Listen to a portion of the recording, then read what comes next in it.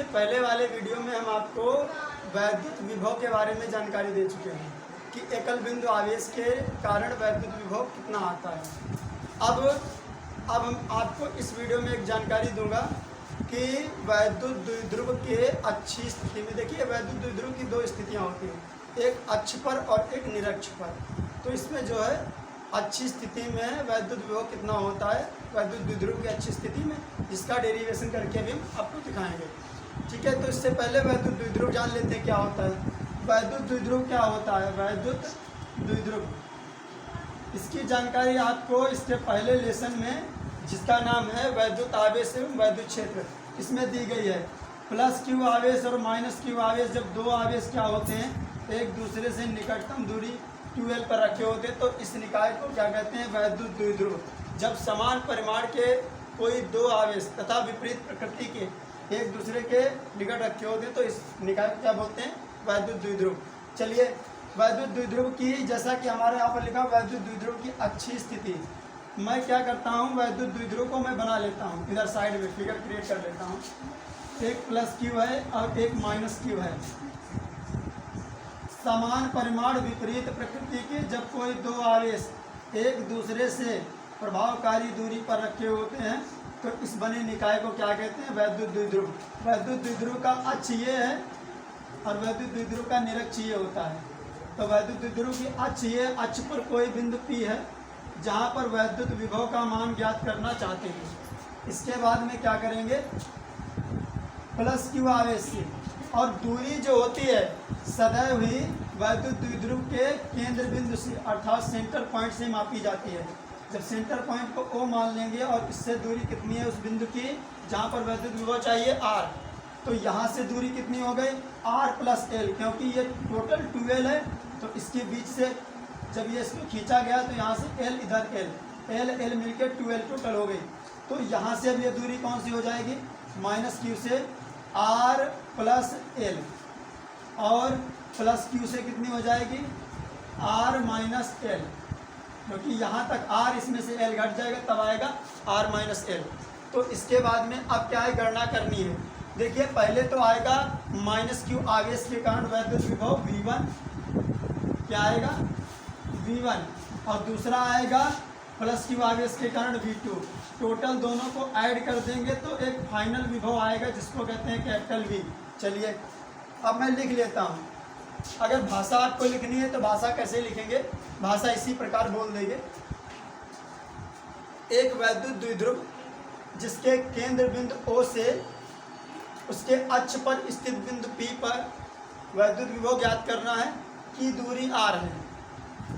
Minus Q आवेश से उस बिंदु की दूरी R प्लस L है, जबकि प्लस क्यू आवेश से उस बिंदु की दूरी R माइनस L है।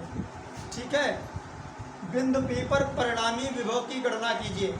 देखिए, पहले मैं निकालूंगा कि माइनस क्यू आवेश के कारण P पर वैद्युत विभव, तो क्या आएगा? तब आएगा, मैं इसको मान लेता हूँ V1 बराबर क्या हो जाएगा? देखिए, V1 बराबर, आपको मैंने इससे पहले वाले वीडियो में उसका लिंक डिस्क्रिप्शन में दे दूंगा। इससे पहले वाले वीडियो में एकल बिंदु आवेश के कारण वैद्युत विभव की गणना करके आपको बताई है।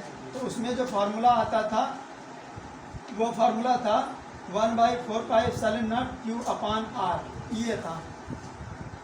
तो यही वाला, अब इसको, ये वैसे तो द्विध्रुव है लेकिन इसकी बात करेंगे तो ये एकल बिंदु आवेश है। इसके कारण यहाँ पर विभव का मान अगर ज्ञात करना चाहेंगे तो इसी वाले फार्मूले के अकॉर्डिंग यहाँ पर माइनस क्यू है, यहाँ माइनस क्यू रख देंगे, दूरी वहाँ पर R थी, यहाँ पर टोटल दूरी यहाँ इस वाले आवेश से यहाँ तक की R प्लस L है, तो वो रखेंगे। चलिए, देखिए, 1/4πε0 क्यू तो रखेंगे कौन सा? माइनस वाला क्यू, माइनस क्यू अपान R दूरी कौन सी? दूरी R नहीं रखनी है, उस बिंदु से दूरी रखनी है। यहाँ से कितनी दूरी है? R प्लस L, और क्या करना है? इसको 1 लिख लेना है। फिर क्या है? फिर लिखिए प्लस क्यू आवेश के कारण P पर वैद्युत वैद्युत विभव। तो कितना आएगा, इसको हम V2 मान लेंगे, V2 मान लेंगे तो उसी के अकॉर्डिंग फिर इसको भी लिख लेंगे 1/4πε0। और यहाँ पर कौन सा आवेश रखा जाएगा, Q। दूरी अब कौन सी रखी जाएगी, जो प्लस Q यहाँ पर है, प्लस Q से उस बिंदु की दूरी जहाँ पर विभव चाहिए कितनी है, r-l। तो यहाँ पर रख लेंगे r-l, ठीक है। और यहाँ पर स्क्वायर नहीं तो आप स्क्वायर मत करिएगा, ऐसे ही रखना है बस। इक्वेशन सेकेंड, फिर क्या करना है, बिंदु P पर दो विभव हो गए, एक तो V1 हो गया, एक V2 हो गया। अब मैं निकालूंगा बिंदु P पर परिणामी विभव। क्या निकालूंगा, बिंदु P पर परिणामी विभव। तो परिणामी विभव क्या निकल के आएगा, V बराबर V1 प्लस V2। दोनों विभव को ऐड कर देंगे। जब दोनों विभव को ऐड करेंगे तो ये वाला कौन सा हो गया, देखो V1 प्लस V2 या V2 प्लस V1 दोनों एक ही बात हैं। तो V2 वाला जो पॉजिटिव वैल्यू है उसको नोट कर लेते हैं ऐसे, देखो V1 V2 या V2 प्लस V1 या V2 प्लस V1 दोनों एक ही बात है। तो V2 को पहले नोट कर लेंगे 1/4πε0 Q/R की वैल्यू r-l, और क्या है प्लस लगाएंगे। साथ ही साथ ये माइनस वाला चिन्ह उठ के यहाँ लग जाएगा आके, तो बाद में लगा लेंगे, ऐसे ही नोट कर लेते हैं। V1 की वैल्यू कितनी है, 1/4πε0 माइनस का Q/R+l ऐसे। अब ये वाला माइनस चिन्ह उठा के यहाँ लगा देंगे क्योंकि वो गुणा में है, तो कितना आएगा 1/4πε0।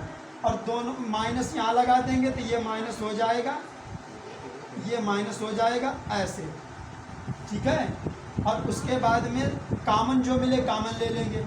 ऊपर कामन Q मिल रहा, मैंने Q कामन ले लिया, सही से लिख देते हैं इसको। ऊपर मिल रहा है Q कामन ले लिया, नीचे मिल रहा है 4πε0, ये कामन ले लिया, ठीक है। ब्रैकेट में बचा क्या, यहाँ पर 1, यहाँ पर क्या बचा r-l। उसके बाद में यहाँ माइनस का चिन्ह लगाओ, यहाँ पर कितना है r+l, और बस ऊपर 1, नहीं तो कामन में Q चला गया। इसके बाद में क्या करेंगे, इसके बाद में इसका एलसीएम ले लेंगे। तो एलसीएम लेंगे, क्या आएगा Q/4πε0 ऐसे। अब आपको क्या करना है, इसका एलसीएम लीजिए। एलसीएम के लिए r-l और r+l दोनों को क्या करना है ब्रैकेट में रख लेना है। जब ब्रैकेट में आप रखेंगे तो इसकी मल्टीप्लाई इससे होगी और इसकी मल्टीप्लाई इससे होगी। जब इसकी मल्टीप्लाई इससे करेंगे तो आएगा r+l। जब माइनस लगाएंगे और इसकी मल्टीप्लाई इससे करेंगे तो ब्रैकेट में लिखेंगे r-l। ये बात ऐसे लिख लेंगे। जब ऐसे लिख जाएगा फिर ब्रैकेट के बाहर निकालेंगे तो निगेटिव वाली वैल्यू पॉजिटिव हो जाएगी। चलिए देखिए, इसको आगे हल कर लेते हैं ऐसे।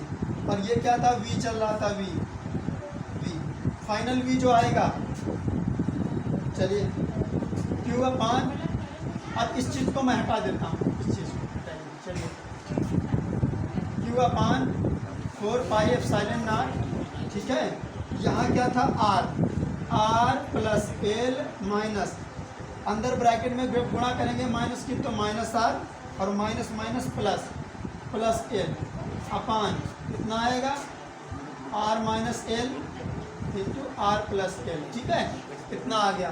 उसके बाद में क्या करेंगे, r से r को काट देंगे, प्लस माइनस की वैल्यू है। आगे कितना आएगा Q/4πε0, फिर अंदर कितना बचेगा 2l, यहाँ कितना बचेगा 2l, नीचे कितना बचेगा, नीचे बचेगा। देखिए ये एक फॉर्मेट है, किसका फॉर्मेट है, a b। अगर मैं इसको a मानूँ, मैं इसको b मानता हूँ, तो यहाँ कितना हो जाएगा a-b a+b। और बेटा a-b और a+b किसका फार्मूला है, a-b a+b, ये a² - b² का फार्मूला है। तो जहाँ पर a का जगह r माने थे तो r को a लिखेंगे a² और l को क्या लिखेंगे -b²। हम जानते हैं कि l वैसे भी बहुत ही सूक्ष्म होता है, प्रभावकारी लंबाई बहुत ही सूक्ष्म होती है। तो उसके अलावा l तो और भी छोटा होगा, फिर किसी चीज़ का स्क्वायर तो और भी छोटा होता है। जैसे मैं आपको बताता हूँ, आप लिख लीजिए 0.5। 0.5 एक वैल्यू है, सूक्ष्म है, ठीक है। जब इसका 0.5 तो इसका मतलब है 0.5 मतलब 1 रुपये का आधा। और 0.5 का अगर आप स्क्वायर कर देंगे तो आएगा 0.25 और ये है 25 पैसा। तो 50 पैसा ज़्यादा है, 25 पैसा कम है। अर्थात ये पता चल गया कि एल की वैल्यू अगर कम है वैसे भी और एल स्क्वायर करेंगे तो उसकी तो वैल्यू और भी कम आएगी।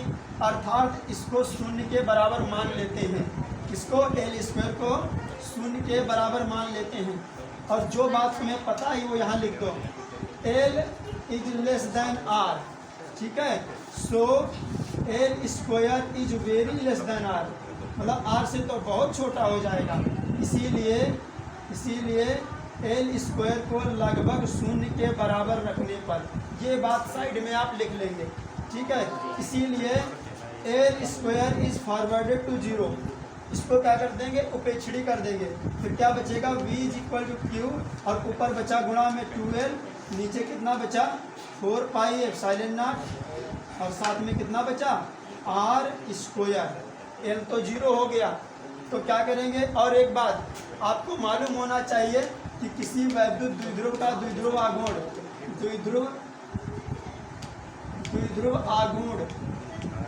आघूर्ण जानते हैं, P बराबर Q इंटू 2L होता है। ये बात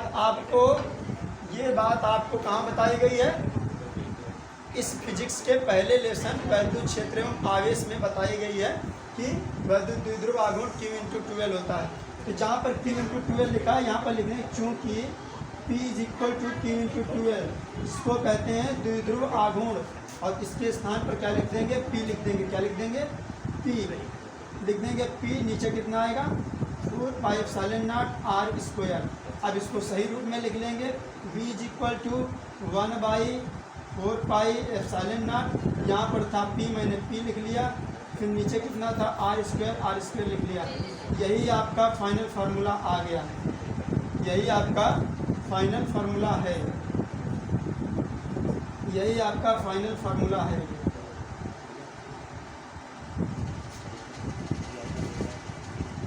चलिए